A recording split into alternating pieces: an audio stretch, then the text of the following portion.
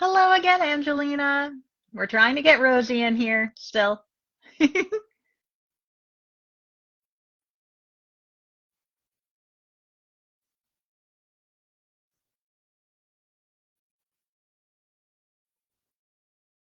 Hi, Rosie. Let's see if you can join this time. Hello to everybody joining. I am Nicole, your host for our conversation with Rosie, assuming Rosie's Instagram will let them join.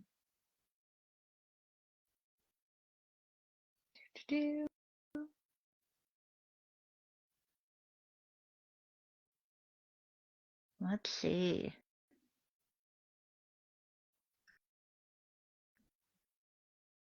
Thank you for the good luck, Angelina. I feel like we need it. Ooh, that was my video. Rosiee Thor is unable to join. Hmm. Let's see. Go live with. Come on. Hello to everybody joining our live. We are currently being plagued by. Hey, Got it! we did it! We did it! We figured it out. It only took a few minutes, but we got Hooray! there. Yeah. Hooray! Technology. Rosie, do you want to introduce yourself to all the wonderful people I on this would. live or who might watch this live I later? would be so happy to introduce myself. I'm Rosiee Thor. I am the author of some books. I have them right here in a nice grabbable pile. Hello. Beautiful, stunning, amazing. Yeah. Yay. Also, I'm doing this fun little author takeover on the non-binary and book bike for Ace Awareness Week. So be aware of me. I am Ace. And for those of you who don't know me, my name is Nicole Brinkley. I'm an ace bookseller in, everybody else calls it upstate New York, but we're not even mid-state, at Oblong Books in Rhinebeck, New York. I'm taking over the account tomorrow, but I'm doing a little chit chat with Rosie today, because what's a live without a friend to talk to? Yeah, exactly. I mean, if I did a live by myself, it would just be me talking to my cats. And maybe there are some people who would like to see that. I I don't know. think that, I mean, that could be funny. Yeah, I don't we do know. have great conversations. Yeah, it'd be a very one-sided It, conversation. it wouldn't be. My cat Jane, she likes to yell at me. Mm-hmm. She's currently, if you look on the stories for the non-binary and book bike, you'll see a picture of Jane looking glorious. She is about 6 pounds. She's teeny tiny, and she has decided that she's in charge. So she's kind of like a little Karen. She like wants to speak to the manager, but she's also the manager, and she hasn't figured out that like dichotomy yet. But Mm-hmm. yeah, she likes to yell at me. She'll come in and scream. She yells at me when it's time to go to bed. She's very vocal. She's chattier than I am. On Yeah, I have a cat on the other side of that spectrum. My cat is incredibly polite. She like will very politely wake me up. She doesn't really meow or ask for things. But when she wants to play, she'll go find her toy and sit next to it and wait. Huh. So by the time you find her, you don't know how long she's been waiting. It could be 2 minutes, it could be 20 minutes. And she's just like, somebody'll notice me eventually. That is It's fine. that is so odd, but I love it. Yeah, it's deeply she's a gremlin creature and I adore her. Let's see if I can get my lights to work because my lighting is not ideal. Ah, that's so bright. Is it any better now, or is it exactly the same? I thought you looked great. Okay, great. Well then, it doesn't matter. I'm on my like little phone, so it's hard for me to see. Yeah. But Hey yeah, Rosie, can you tell us about your I would books? love to tell you about my books. In fact, I'll grab them again from the floor You so should that do I it can in hold them. publication order. I will do it in publication order. That's a great idea. Thanks. Well, my first book is very shiny. This is Tarnished Are the Stars. It is a sort of steampunk sci-fi YA about three queer teens who have to work together to save their planet from a deadly epidemic, not like the one we're facing right now, but still bad. It has like funny hats and themes of, hey, healthcare would be great if we had it. And also just some queer solidarity between three disasters who really desperately need some found family in their lives. Uh, Sci-fi found family. It's the good Love it. stuff. I'm currently on a sci-fi kick right now. I just Please finished send me reading. Okay, recommendations. I'm sure you know this one already. I've been yelling about it constantly, but if you haven't yet read Some Desperate Glory by Emily Tesh, it's unbelievable. Um, so it is a staff pick 4 times over at my Okay. bookstore. And it's really funny because for some reason our Millerton staff really doesn't like the cover of that book, Oh, and I don't know why. Like that's it's strange. fine. Like it's a Yeah. totally lovely cover. But there's a big shelf talker with the book that's like, don't judge this book by its cover. Read it if you like sci-fi. And it's Oh so no. funny. That's really So that one funny. is on my radar. I Yes. loved it. So I actually have been on a kick of specifically reading books I know nothing about. So I Oh, take yes. recommendations. This is I've been true. bugging you for Rex. Yeah. I've been taking recommendations from my bookseller friends and like reviewer friends, and I've been telling them like what book should I read? Don't tell me anything about it. And then I go and do that and I have yet to be disappointed. And that was one of those. So Oh, a I friend love of mine had reviewed it, that. I think for like Tor.com or something. And I saw that they reviewed it and I didn't look at the review and I just bought it. And I was like, okay, done, let's go. And I read it and it blew my mind. It's like if like I think like best for fans of like Mass Effect, Becky Chambers. This is a little bit more specific, but Lae'zel from Baldur's Gate. Like if you're a Lae'zel girly, this book is for you. But it's like got weird cult vibes. It has like the like deprogramming of like weird brainwashing. There's all kinds of like cool space timey-wimey stuff going on. So like Doctor Who fans definitely like get in there. I loved it so much. So yeah, I'm on a space kick right now. I also really love and have always loved and will always love everything that Alicia Dow does. And I think that like anyone who's into space opera, specifically like if you're looking for like some YA space opera that's got that like romantic undercurrent, I feel like you can't go wrong with Alicia's books. Plus Absolutely. they're Okay, ace, so you know. what's not to love? Okay, Tarnished Exactly. Are the Stars, and then you Yes. published. And then I have Fire Becomes Her, which is a 1920s inspired fantasy novel about an aromantic girl who is in a relationship with a boy and she's having a bad time, but she doesn't totally know why. That's amazing. Yeah, this is it. This I is found Fire that Becomes Her. earlier and got very excited.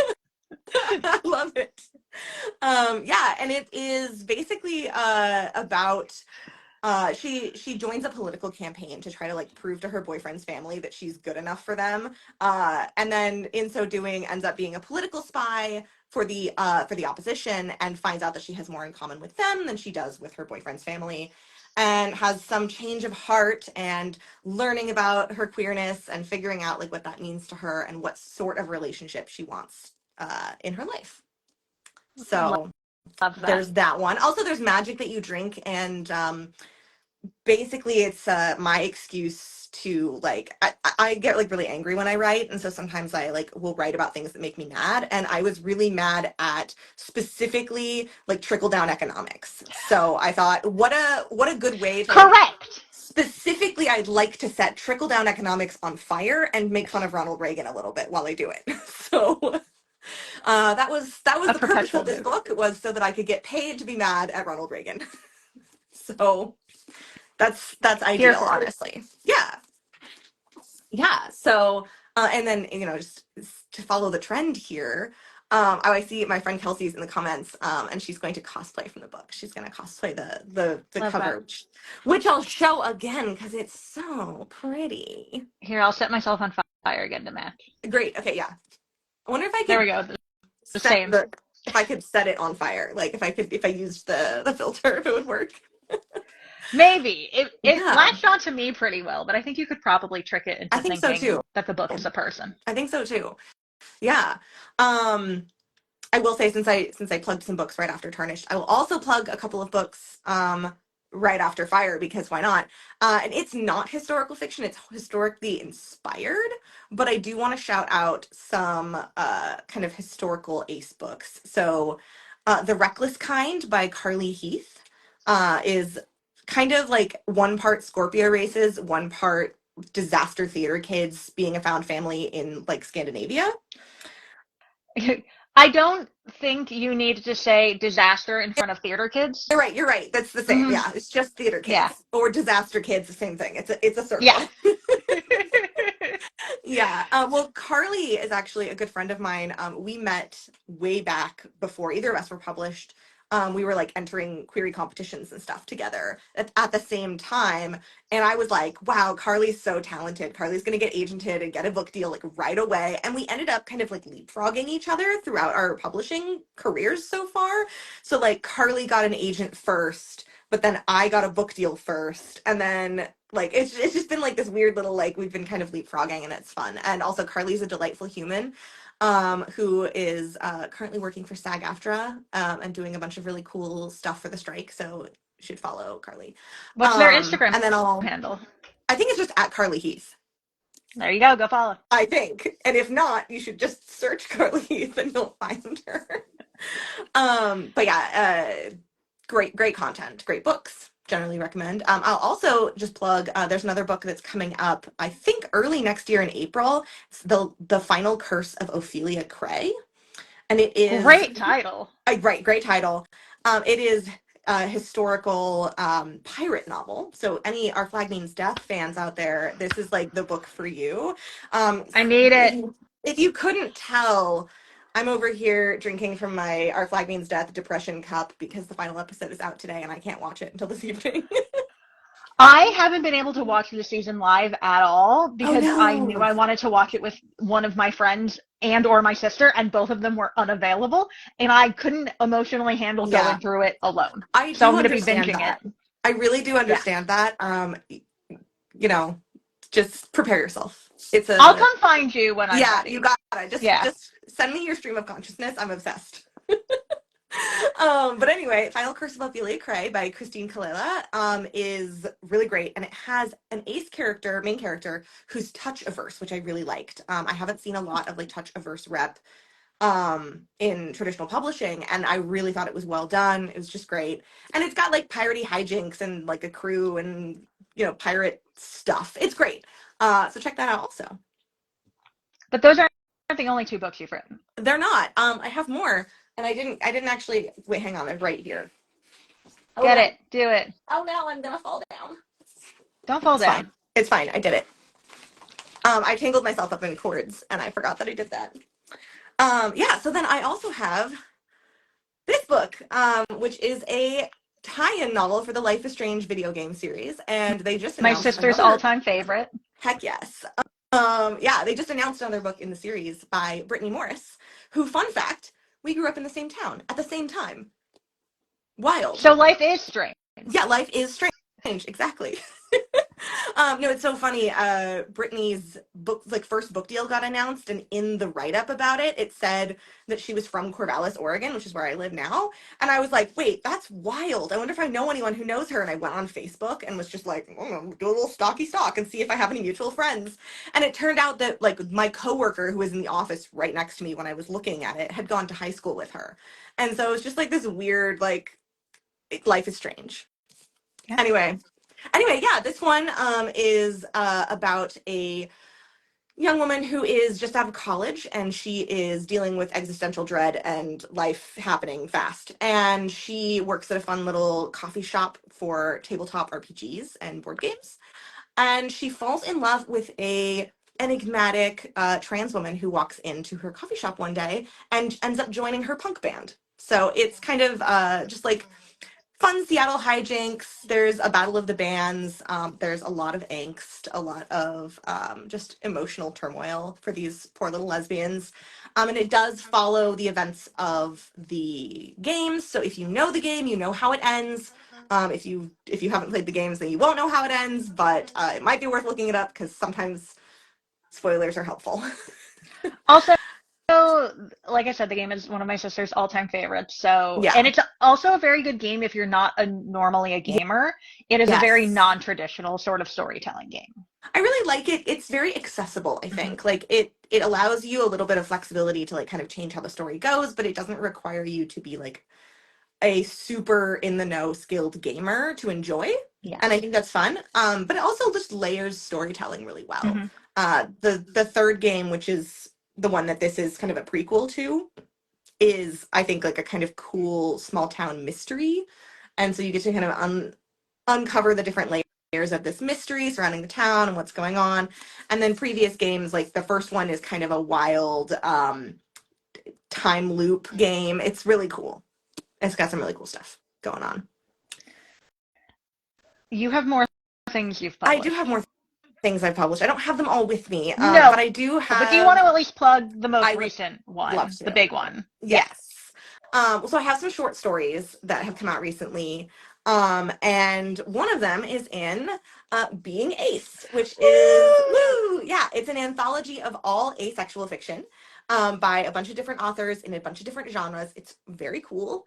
And my story is in it. And my story is about a young woman whose family has just been elevated to the status of knighthood, and she has to come out to society as something. She has to come out at a coming out ball. And she's like, absolutely not. I would rather eat my own hand. That sounds terrible. And she invents a fake fiance so she doesn't have to ask anyone to escort her to the ball.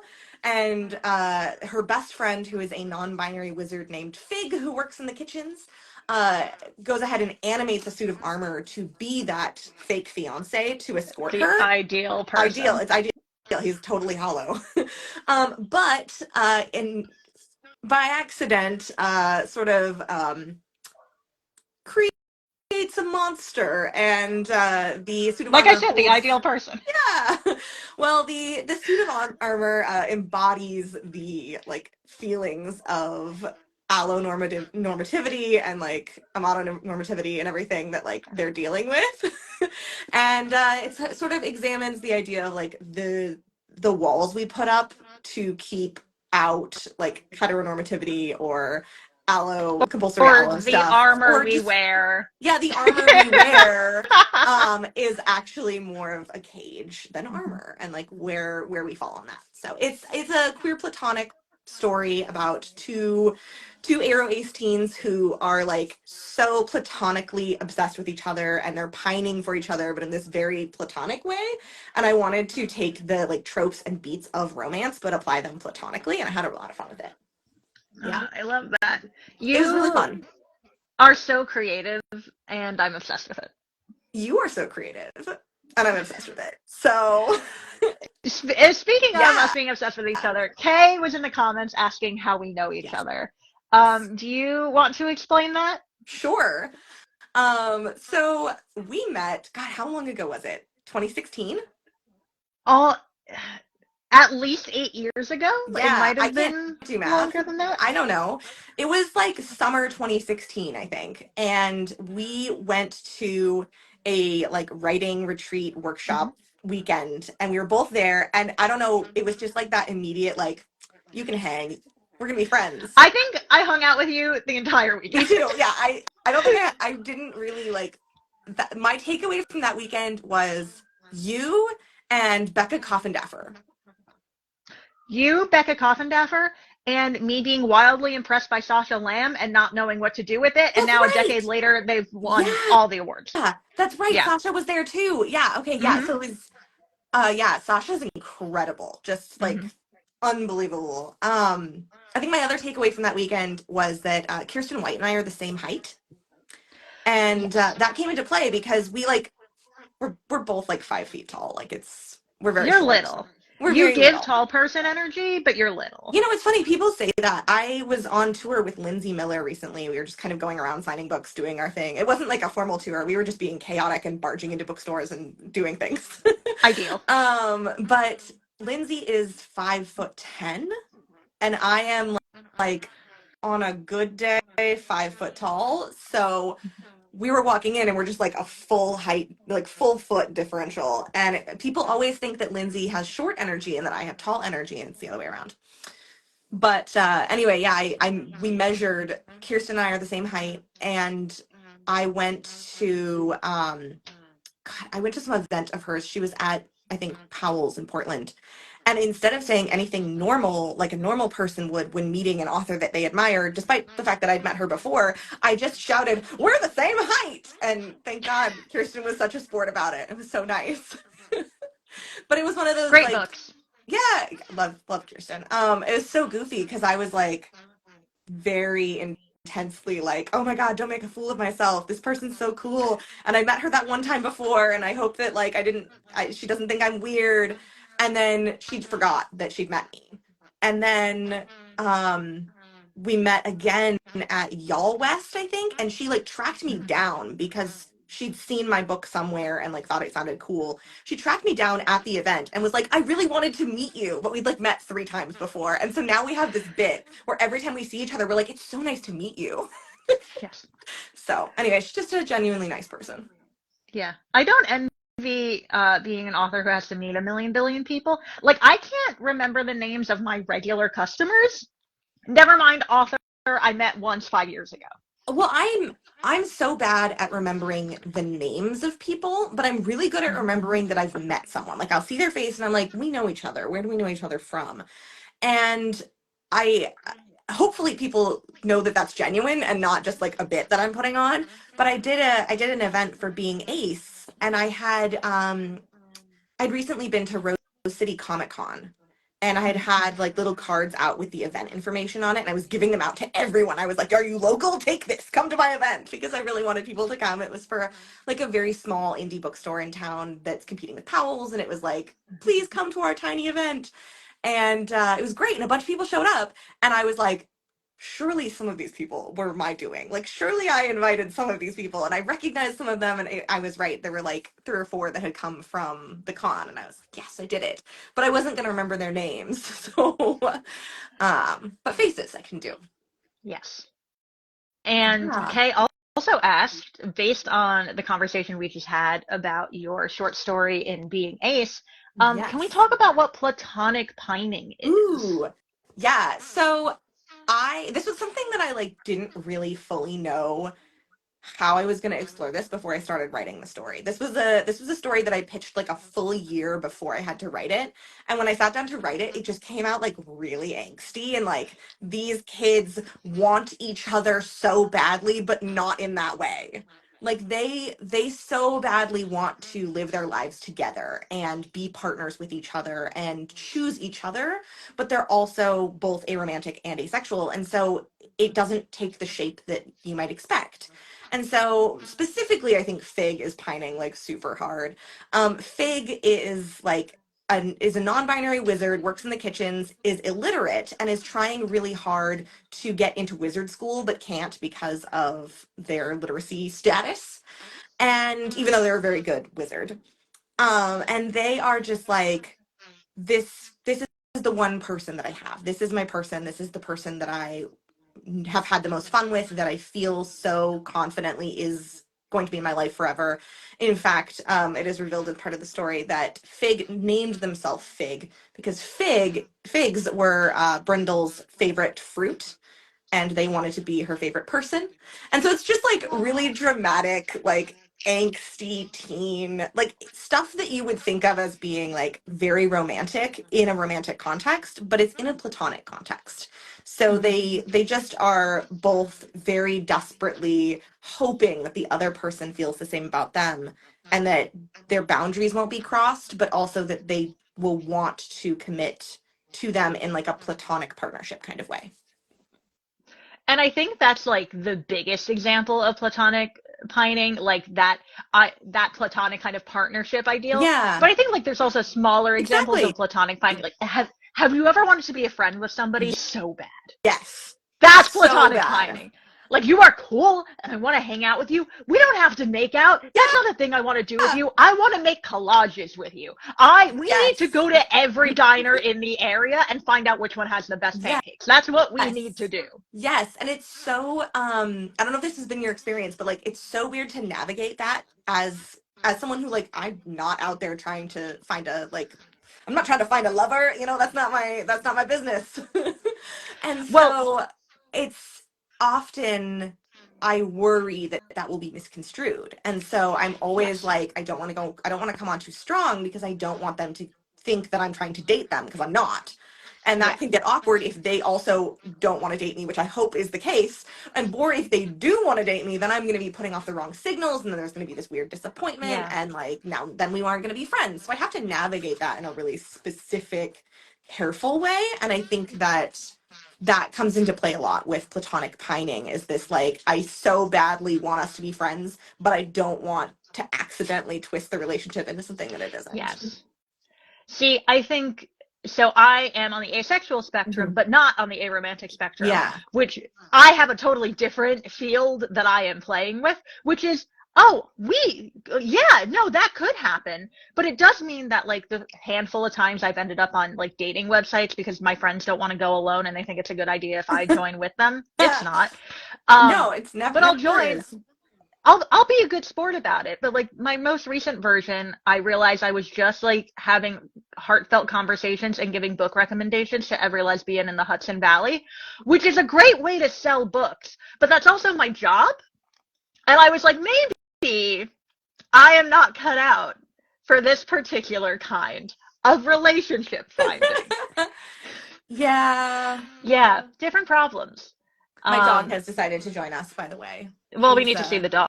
well, We need he's to very see low to the Captain ground. KB Hobb. We do. He's very low to the ground. I'm gonna do my best here, without dropping my phone. And I'm gonna show I you his little believe. nest. Captain, It's the look there. boy. Say hi. Now, I'm going to use him as a great example to hop onto something that I know we have in Yes. common. And I really want to talk to you about D20 and tabletop games. Yes. So, your dog is named after Captain KP Hobb, whose enamel pin I have up on my wall next to me. Yes. And for those of you who do not watch tabletop games, are not involved, Dimension 20 is Dropout TV's ongoing tabletop series. Every season they do a different game, so it's really easy to hop in and out. It's not a long form show like Critical Role. And recently, Abria Iyengar DM'd, this is like last year, Yeah, I think this this was about a year ago. beautiful, yeah, it was this absolutely beautiful Regency romance fairy Dungeons and Dragons game that Yeah, hybrided the mechanic of D&D with a different game. And we got asexual representation we did. in that campaign. And Hira is Pillar Boy. We love Pillar Boy. He's as awkward as we all Yes, are. I love him so much. I loved that entire season. It was just such a good season. Like, I mean, every season is good, but that one really, like, just so good. So good. I'm going to ask you a big Okay, question. I didn't send you any of my thoughts on topics ahead of time, so if you need a that's minute to fine. chew this over, let me know and I'll like do a jig or something. Yeah. When it comes to collaborative storytelling, and I mean that both at a tabletop setting, but also what we do with editors, Mhm. what we do when we're doing story collections, what role do you think that plays in forming individual queer identities and an overall queer consciousness? Ooh, that is a very good question.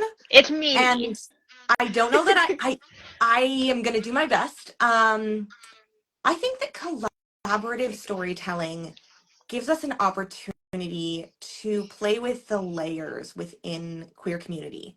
I think that queer community is at its strongest when it is like when you understand the people around you and you understand the people that you're supporting. And I have felt the most supported by I think like group my D&D groups are incredible. And I feel so supported in the stories that I'm trying to tell at the table with people who are also trying to tell stories that might even be in conflict with my own. And I think that that creates a really powerful kind of like, it's just going to sound goofy, but you know, when you're on the playground and you're like 6 and the teacher tells you that sharing is caring, and you're like, that's goofy, but okay, it rhymes. Like, that's how it feels when you are collaboratively telling a story, because it isn't just your story, it is theirs also. And I think it creates an opportunity to practice um, very simple things like sharing and empathy and making space where all narratives can come together and support each other. And I really like specifically typically at like a D&D table or a TTRPG table, the collaboration that happens there, because it's not for public consumption necessarily. It is for you and the other players and the DM. And that's something that I don't get to experience a lot in storytelling. Most of my storytelling is for a specific audience. It is for consumption, and I have to consider that. But when I'm at a Dungeons and Dragons table, I get to do what feels right and do what works for the whole table in a way that I don't always get to do with my books. And I think that's really powerful. I don't know if that really answers the question, but that's where I went with it. I think you answered at least some part of the question. It was Yeah. a very, there were a There's lot a of different directions you lot could of have layers gone. within that. Yeah. Yeah. I also It, I just turned in a co-written project to my agent and my co-writer's agent, and it should be winging its way out into the world soon on sub. But that process was the most joyful writing process I've ever had. It was so fun, and we were able to basically just like allow each other's strengths to drive the story. So my co-writer is a like very like zero draft writer, writes like a kind of bare bones outline, and I'm more of a like I take things slow. I go back and revise as I'm writing. So she was just always we outlined together. We made the whole outline. We pieced it up into chapters, and she was always like 2 or 3 chapters ahead of me, and she was just writing it day by day. She would write a chapter in kind of this like short form sort of zero draft, and then I would go in over the top and embellish and create more pockets of like, well, we're going to turn this into 3 different scenes, stuff like that. And it was really cool because I got to skip the part of the drafting process that I hate, and she got to skip the part that she hates. And then we were also in constant like, you know, when you're riffing with your friends and like a joke comes up and then everybody kind of chimes in on the joke and everybody's riffing on that same inside joke for we love a bit. it's so good. It was like that, but in writing form, because she would make a joke and then I would come in and make another joke on top of it, or I would change the joke a little bit, or we would then reference the joke again like 10 chapters later. And it was so fun to have that person who just knows the story inside and out the way that you do. And you can text them at 4 in the morning and be like, hey, I thought of this really funny joke. And then it And becomes then part of the it's story. canon. Yeah, exactly. It's very fun, I think, to collaborate with other people. And as writers, we don't always get to do that, like on a writing part. Like you collaborate with your editor, but on the writing portion, it's often just you by yourself with your Scrivener document, and that gets a little bit lonely. So I think collaboration's good.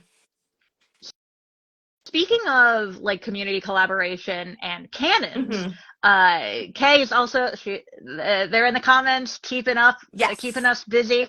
They want to know if we've seen an increased visibility in ace characters and representation now compared to the beginning of our book careers. Ooh. So I've been a bookseller for a decade. You've been writing for probably at least a decade and a Yeah. published author for a good chunk of that. Well, I have an answer to this, but I'd like to hear your answer I first. I think that my answer is yes and no. I think that we have seen an increase in demand. More people are asking for it, more people are talking about it. And I think that we're seeing some ace representation in more mainstream media, like in the Heartstopper show we see an ace character more centered. But I think that the ace representation has been there all along. It's just not been where people are looking for it. My experience has been that ace rep in independently published books has always been there, and has been a very robust part of my like research and learning about asexuality in the first place. I will just go ahead and oh gosh, I'm trying to remember their names. I was gonna shout out some folks. Rowena Silver is somebody that I would definitely recommend checking out. And Claudia Arsenault. And then there's another one who's just recently changed their pen name, and I'm forgetting the pen name, but I will shout out the book, which is The Ice Princess's Fair Illusion. And it is like those books really helped me figure out how I wanted to write ace rep myself. And I think that we have this very rich canon that is oftentimes, I think, overlooked in favor of traditionally published books. And also, there's this weird sort of like collective amnesia about Ace Rep, I think, which is that every few years a book comes out that has Ace Rep in it that's like getting a big push from a publisher, and everyone's like, it's the first book to ever do this. And it's like, no, it's not. One came out 2 years ago, guys. So, like, when my book came out, I had a lot of people asking, oh my gosh, is this like the first Ace book in YA? And I was like, no, what are you talking about? Like, I remember when Tosh Hart's Tolstoy came out, like, there were many more before me, but because maybe because it's YA and because our readership changes over every few Mm-hmm. years, Yeah. or And maybe also the because fantasy element. I don't yeah, think there had been as much in that space. But also, yeah, like, there was, I can name several other, though I don't remember yeah, pub dates, so who yeah, knows if they came before or after yeah. you. And that's the thing is it's this weird sort of obsession with, well, are you the first? Because they think that's like kind of a marketing point. And I would Mm-hmm. say like we should be celebrating the fact that we're not the first, and Mm-hmm. that's exciting. I am always really excited to find out when there are books that did what I was doing before me. Like that's exciting because that means that somebody else thought that was a good idea too. And I wasn't alone in that. And so that's nice. So I think in some ways the visibility and the discussions of like, hey, let's boost Ace Rep, let's read more Ace books. Like that's definitely helping to create more conversation around it and more visibility. But we have always had books all along. It's just been the recognition, I think, that has changed. Like I'm remembering that Sandry in the Tamora Pierce series, the like school one, Circle of Magic. I'm remembering that she was Ace, and I was reading that when I was like 12. So they've existed all along. It's just been whether or not we're talking about it, I think. Yeah. What about you? I mean, I do definitely think there are more available in traditionally published spaces, and there's certainly, I agree, a larger push for them. Um, but I think it comes down to, so for those of you who don't know me, boy, do I love to talk about the importance of nuance and representation and discussions of representation. And am, I I see the importance of using explicit labels and also the importance of not using labels at all. So if we look back at traditionally published books, because I don't read a lot of self-pub, I can't speak to that space, but if we look at traditionally published books, especially if we're looking at sci-fi and fantasy, our favorite genres, there are probably a lot of, like, I can think of several examples off the top of my head, including at least one dragon, Yes. that would count as asexual representation, but never explicitly uses that word, but is defined in a way that you could interpret that, or interpret it as ace arrow, or interpret it as queer, and all of those interpretations are valid. And Sorry, my dog is I love sneezing. don't apologize for your dog ever. High I five love me. characters who don't use explicit labels, and I'm also at a stage now in the confidence in my own queerness where, like, I don't need explicit labels, where I very much did earlier Yeah, on. I really I think resonate with that. Because I yes. definitely like when I was writing Tarnished Are the Stars, I really needed the labels, and I put the labels in that book. And then when I was writing Fire Becomes Her, I was at a different place with my queerness, and I Mhm. didn't really feel the need to use labels in that book. Yeah. And that really changed how I was navigating conversations around those things. And now it's like it depends on the book and it depends on the characters and like the Yes. context for me. Like I don't feel the need to stick to one or the other, but it is very like I think there's a lot of value in both. And Hmm. I mean, this is where I come down on basically all conversations about representation is I would like to have more, please. More and in more variety. Like, Yes. yeah. I also think here's a question, again, another question for you to chew on. Hmm. So, all of your books so far are speculative, Yes. and that is my bread and butter, my beloved. And how and why books use labels in speculative fiction actively impacts the world building. Yes. Because if you're trying to build a world that has been, like, casually queer from the beginning, they wouldn't necessarily have labels that we would use in modern settings. How do you navigate that in your own work? So I will say that I have navigated this differently for each book. So with Tarnished, it's set in a kind of far-flung future that implies that our current present happened. And at one point, they basically open up what I would call like steampunk Wikipedia. And they're like looking up information about people. And I was like, you know what? If they have that, they would have access to information about labels and they would probably have access to Tumblr. So, like, there are some characters who would know stuff and like some characters who wouldn't, I I want to be on steampunk Tumblr. right? It's so cool. It's the But exact yeah, so same like as Tumblr now, just just brown and with gears. yes, exactly. Yeah, no, I just figured like, okay, well, one of the characters lives on a space station and she definitely has access to space Wikipedia, and the other two don't, and so it would make sense for her to know about the labels. She's like out here lounging in her bed reading Judith Butler, like she knows what's up. She has information. She knows the lesbian agenda. Like, and so it made sense for her to have those labels in her pocket, and it didn't make sense for the characters who lived on the planet without space Wikipedia. It didn't really make sense for them to have those labels because of the regressive culture and kind of aesthetic that they're currently living under. And so I was like, okay, so she would know and they wouldn't, and that creates like an interesting conversation for them to have. With Fire Becomes Her, I set out to write a story where the vibe was very 1920s, but it isn't the 1920s. And it occurred to me that because it isn't the 1920s, that I could do whatever I wanted.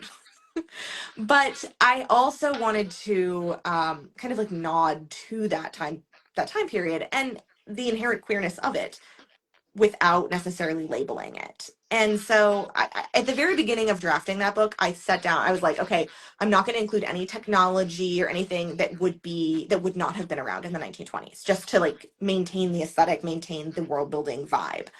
And I got about halfway through the book when a character was coming out as trans. And it occurred to me that this character would have, if it was available, have gotten top surgery. And I was dancing around this and I was like, how do I want to deal with this? Like, what's like, there's no magical way to like yeet the teat. So, like, what do we want to do? And I just You cast decided, the spell. yeah. And I just decided, Yeetus like, Vatitus. yeah, I figured, you know what? This is my book. I get to decide. Nobody can tell me that top surgery isn't a thing.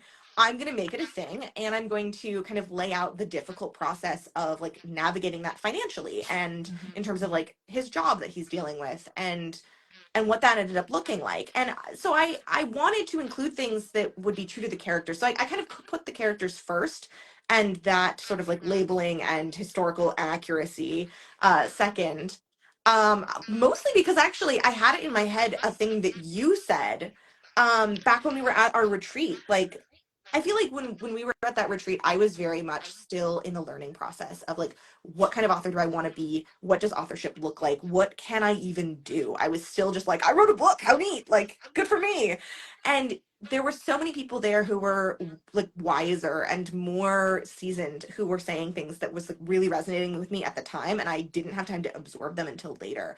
One of the things that you said was you thought it was really goofy that people were talking about like historical accuracy in Game of Thrones when there's like a dragon.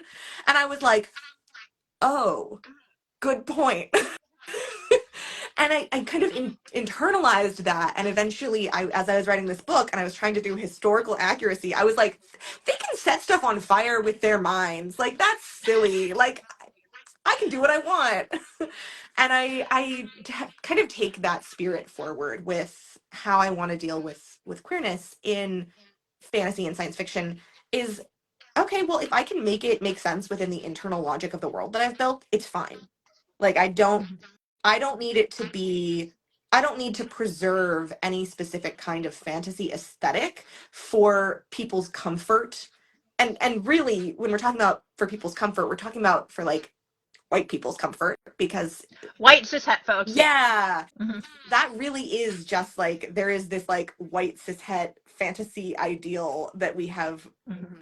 put on a pedestal, which is the like Tolkien-y sort of like high fantasy that relies really heavily on medievalism. And I studied medieval history in college. That was my major. And like I wrote a thesis on queenship and how that interacts with nationalism and is kind of weird.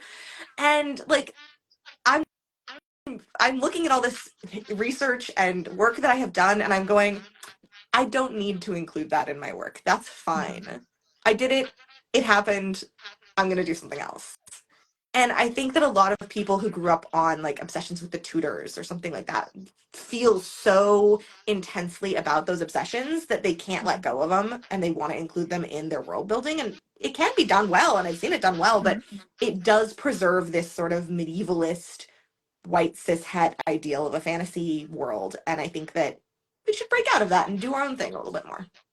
Yes, I often, especially in speculative spaces, we see realism or historical accuracy being wielded reductively Mm-hmm. to prevent more inclusive Yes. representation or to avoid discussions of women in power or BIPOC folks, when one, all of those things existed and have always existed throughout history, and two, you put a dragon in it. I think queer people could like maybe have equal Yeah. rights.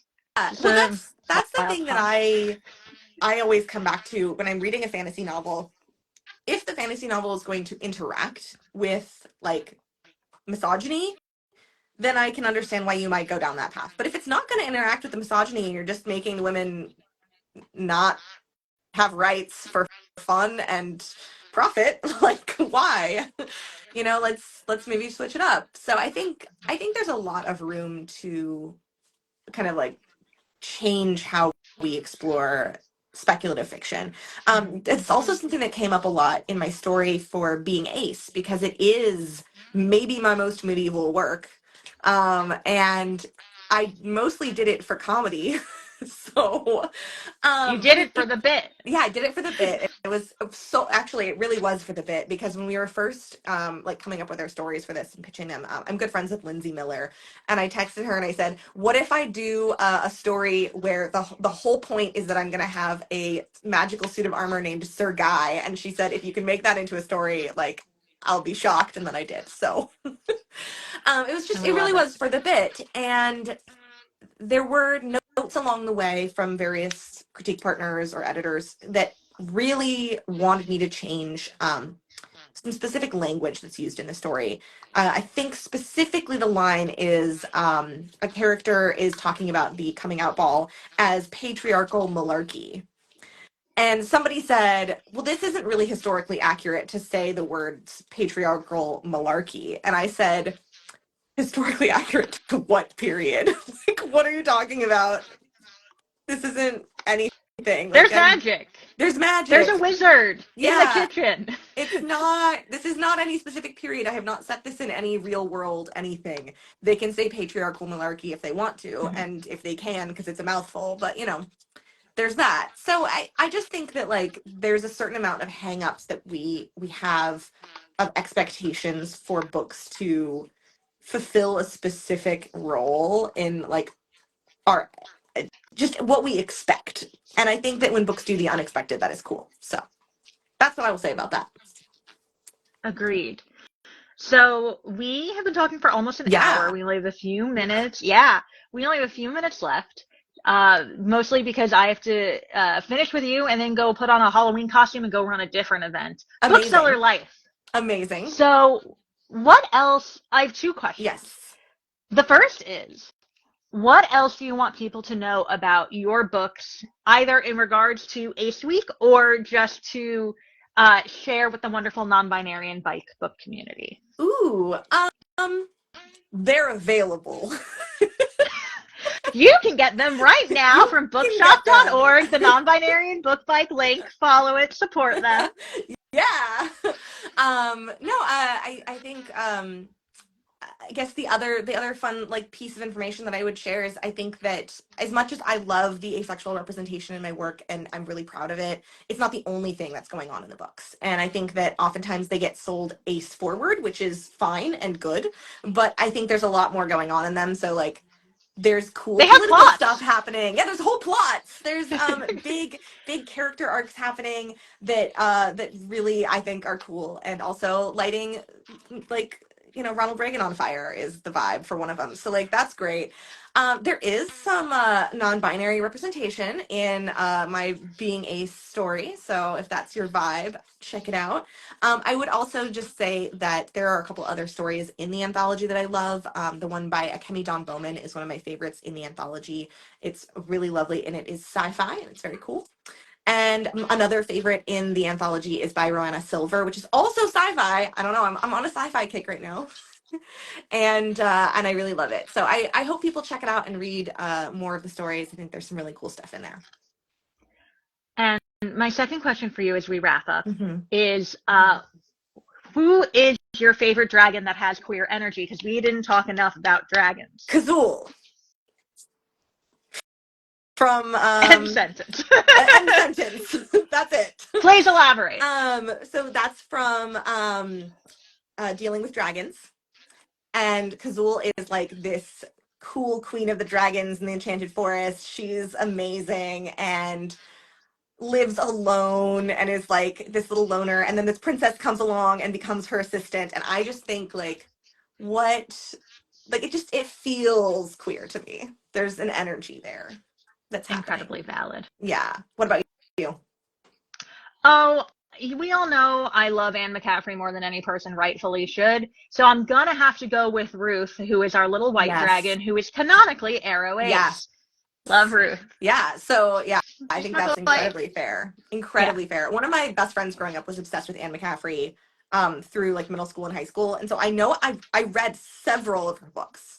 Like some many. of them hold up. Yeah. Some of them really don't. Yeah. It's wild. But a lot of it is like up and down. Yeah. I mean, she wrote like over 100 novels, so one, they're just not all of them are going to be good, but also a lot of them are written in response specifically to other science fiction writers and issues of the time. So of course they don't hold up the way they would because we're no longer reading them in context. They're in conversation with something that we don't have the context for. Yes. Yes. Or like we have the context for, but the conversation has long since moved on, partly because the conversation was being had. But Ruth is my good boy. And I love him. Okay. Rosie, where can people find you on the internet? You can find me on the internet at Rosiee Thor, basically everywhere, or on my website, rosiethor.com, doing stuff, making things gay. I think that should be the tagline of your website, doing stuff, making things gay. Hello, KP Hobbs says it's time for us to hang up. Yeah. So thank you everybody for watching our live. It will be saved for later if you want to watch it again. And Rosie is running the Non-Binary Bike Instagram account for the rest of the day. So go hit them up. Yes, and I will be hosting tomorrow and doing a full day of queer book recommendations. And where can people find you?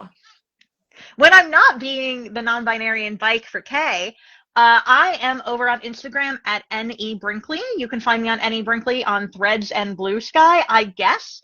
And you can find me at nebrinkley.com. I also write a lot of essays under the Misshelved header, so you can go to tinyletter.com/misshelved if you really want very niche deep dives into different things affecting the publishing industry and book selling.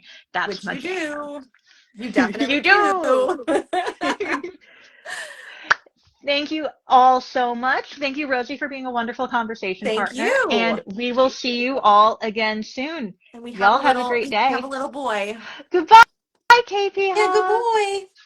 All right. Bye. Bye.